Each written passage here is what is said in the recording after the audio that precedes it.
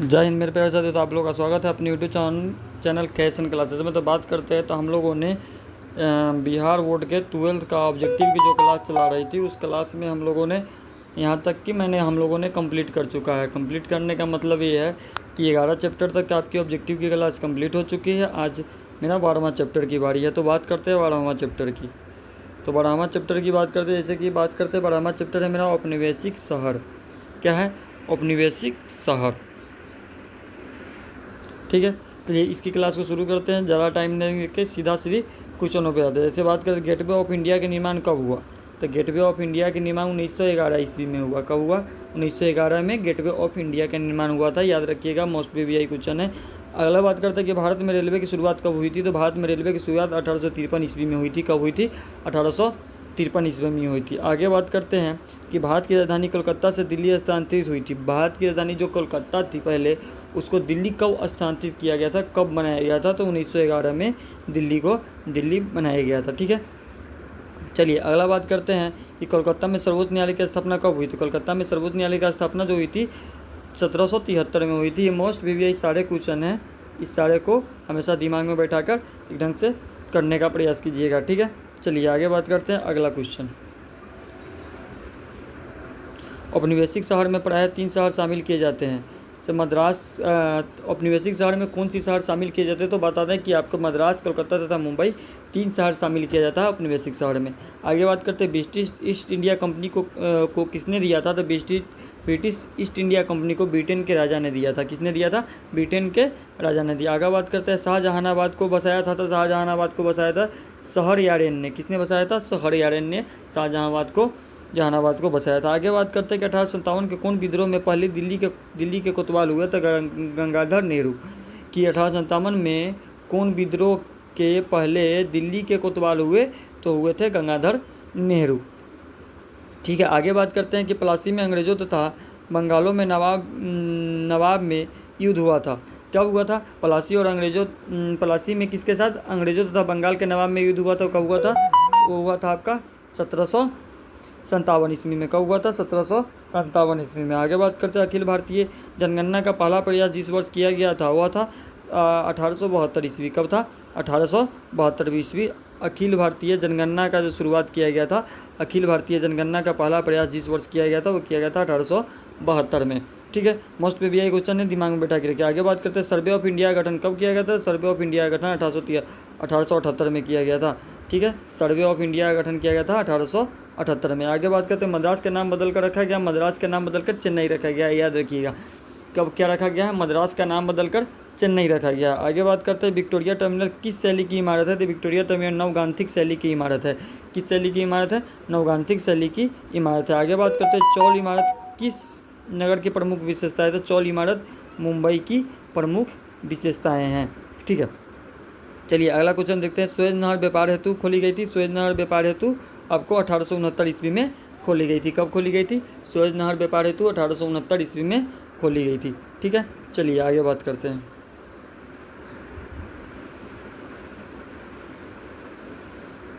अगला क्वेश्चन है कि 7 द्वीपों का नगर किसे कहा जाता है। 7 द्वीपों का नगर मुंबई को कहा जाता है। सभी को पता है 7 द्वीपों का नगर किसे कहा जाता है। 7 द्वीपों का नगर मुंबई को कहा जाता है। आगे बात करें छोटे अस्थायी बाजारों को क्या कहते हैं। तो छोटे अस्थायी बाजारों को गंज कहते हैं।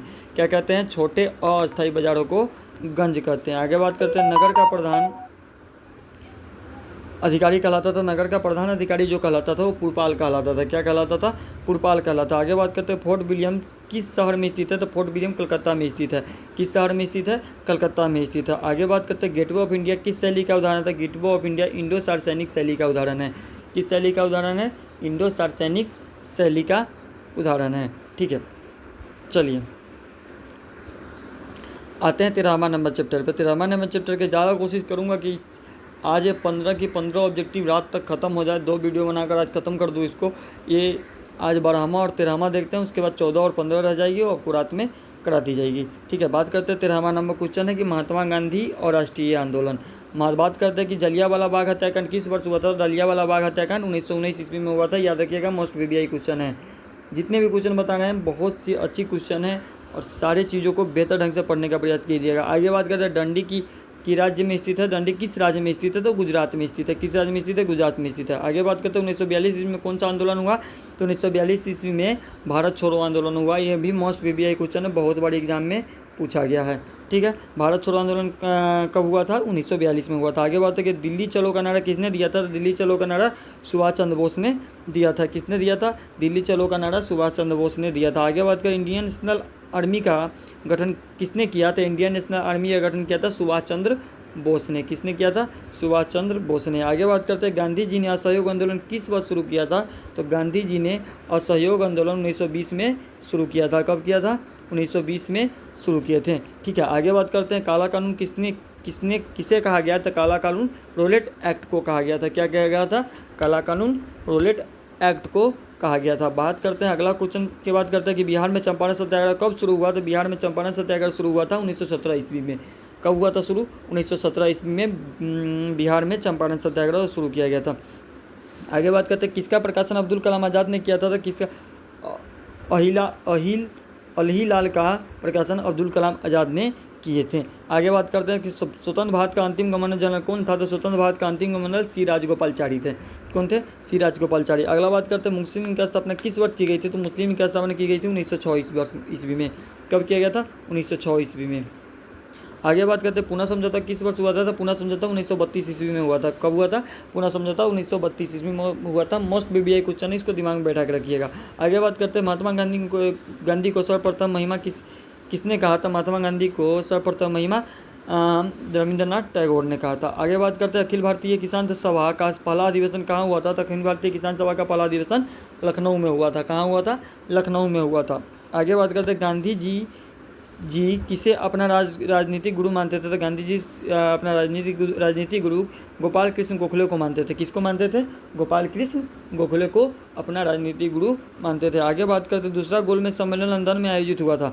कब हुआ था? दूसरा गोलमेज सम्मेलन जो लंदन में आयोजित हुआ था वो कब हुआ था? तो 1931 ईस्वी में दूसरा गोलमेज सम्मेलन आयोजित हुआ था। आगे बात करते हैं भारत छोड़ो आंदोलन कब हुआ था? तो भारत छोड़ो आंदोलन जब हुआ था मेरा वो आपका 8 अगस्त 1942 में हुआ था। कब हुआ था? 8 अगस्त 1942 में आपका भारत छोड़ो आंदोलन हुआ था। आगे बात करें साइमन कमीशन भारत आया था। साइमन कमीशन भारत 1935 में आया था। कब आया था? 1935 में साइमन कमीशन भारत आया था। आगे बात करते हैं महात्मा गांधी का आत्मकथा किस भाषा में था? तो महात्मा गांधी की आत्मकथा गुजराती में था।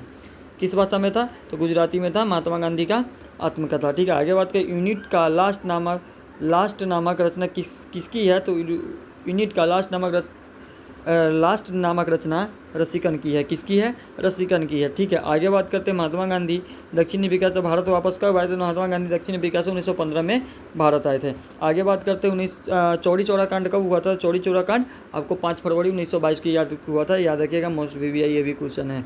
ठीक है, आगे चलिए आगे बात करते हैं 1920 में किस महान नेता की मृत्यु हुई थी? 1920 में बाल गंगाधर तिलक की मृत्यु हुई थी। इनकी मृत्यु हो गई थी 1920 में। याद रखिएगा, अभी मोस्ट VBI क्वेश्चन। नमक कानून किसने तोड़ा? तो नमक कानून महात्मा गांधी ने तोड़ा। किसने तोड़ा? महात्मा गांधी ने नमक कानून तोड़ा। आगे बात कर द्वितीय विश्व युद्ध किस वर्ष प्रारंभ हुआ था? द्वितीय विश्व युद्ध 1939 ईस्वी में प्रारंभ हुआ था। कब हुआ था? 1939 ईस्वी में द्वितीय विश्व युद्ध प्रारंभ हुआ था। आगे बात कर शहीद ए आजम किसे कहा जाता है? तो शहीद ए आजम सरदार भगत सिंह को कहा जाता है। किसे कहा जाता है? सरदार भगत सिंह को शहीद ए आजम कहा जाता है। आगे बात करते हैं कोल विद्रोह के नेता कौन थे? तो कोल विद्रोह के नेता थे गोमेद कुंवर। कौन थे? गोमेद कुंवर कोल विद्रोह के नेता थे। आगे बात करें सविनय अवज्ञा आंदोलन कब प्रारंभ हुआ? तो सविनय अवज्ञा आंदोलन जो हमारा प्रारंभ हुआ था